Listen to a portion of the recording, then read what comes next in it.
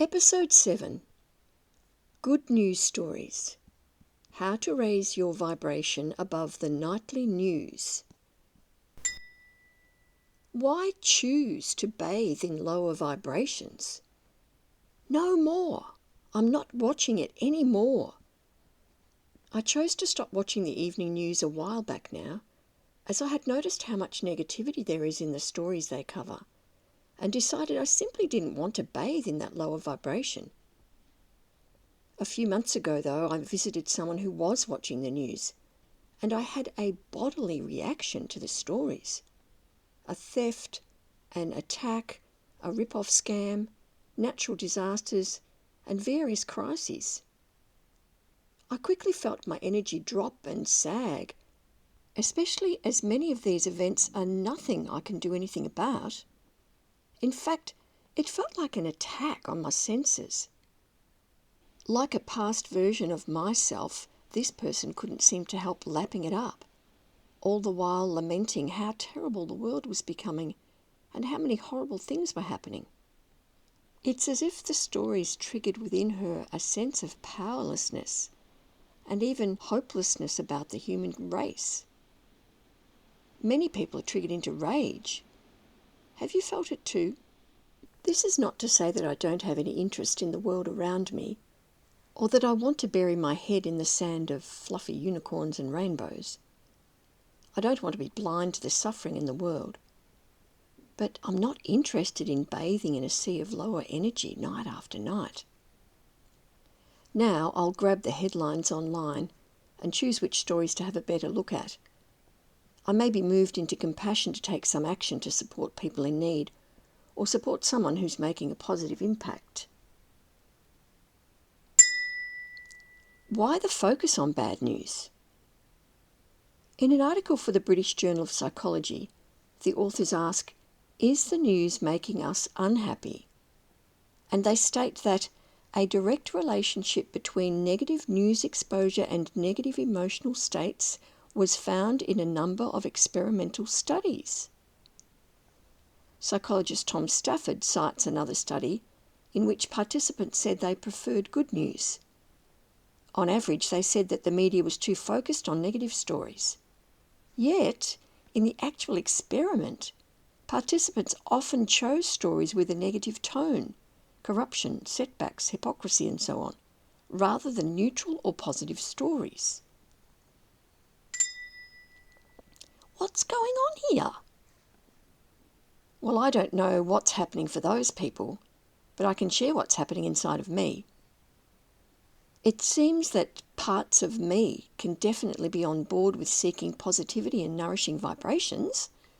On the other hand, stories that align with lower vibrations can trigger the unconscious and unhealed parts of myself into a victim mentality of despair, stress, lack, impotent rage, powerlessness, and hopelessness.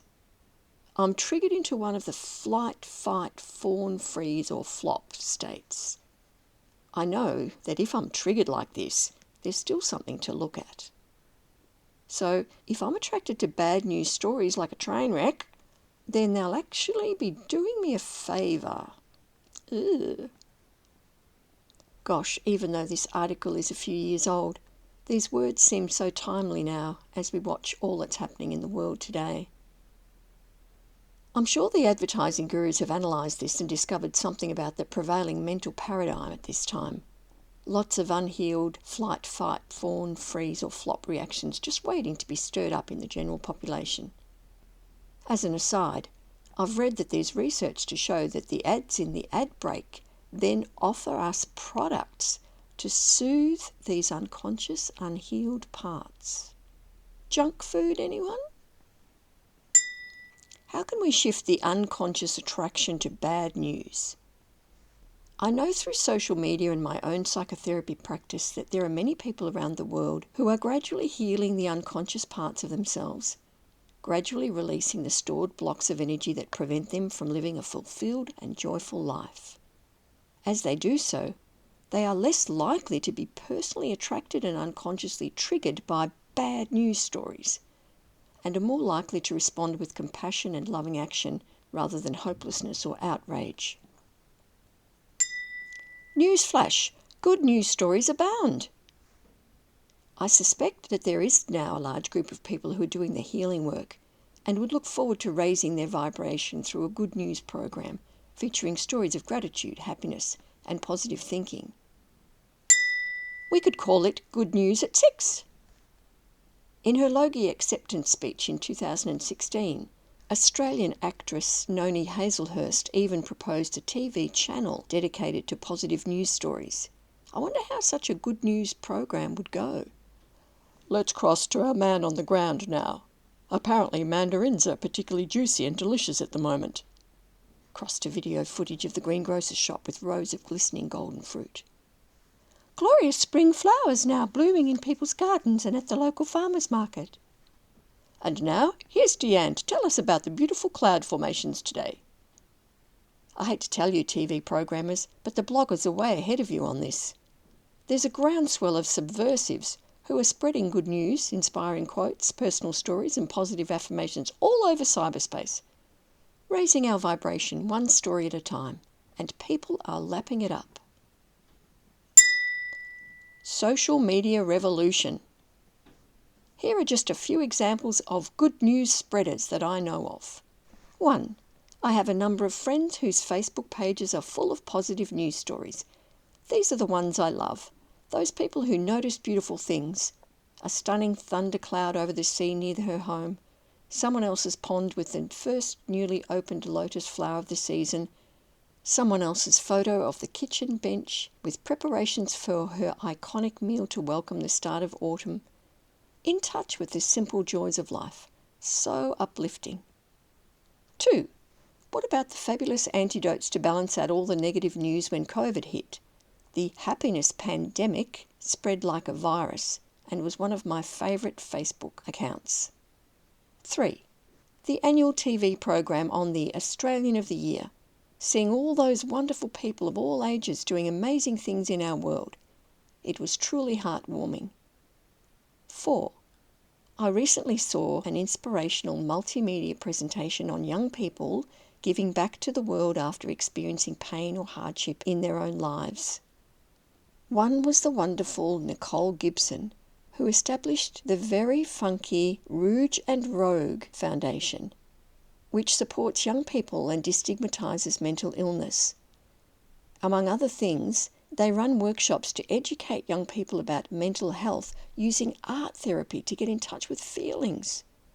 Here's their mission statement. Rouge and Rogue was born from the belief that we are our own form of art, and that expression of beauty should only be contained by how big we dream it. Absolutely brilliant, groundbreaking, on trend, and so uplifting. 5. And who can forget The Happy News by Emily Coxhead? Their mission statement reads, The Happy Newspaper celebrates all that's good in the world, a platform to share positive news and wonderful people. What other programs or publications already exist? I'm sure there are many such stories out there for our Good News program. We could bathe in higher vibrations night after night. I'd love for you to share in the comments below if you know of any other programs or publications that already exist. If you enjoyed this story and feel that other people might find it helpful, I'd appreciate it if you could activate the algorithm to help others find it. This is how you do that. Please subscribe to my channel here, give a thumbs up or a quick comment, or even share it. If you're interested in my book, Good Choice, A Soul Story, that's available at Balboa Press, Amazon, or Barnes & Noble, and will soon be available on audio platforms.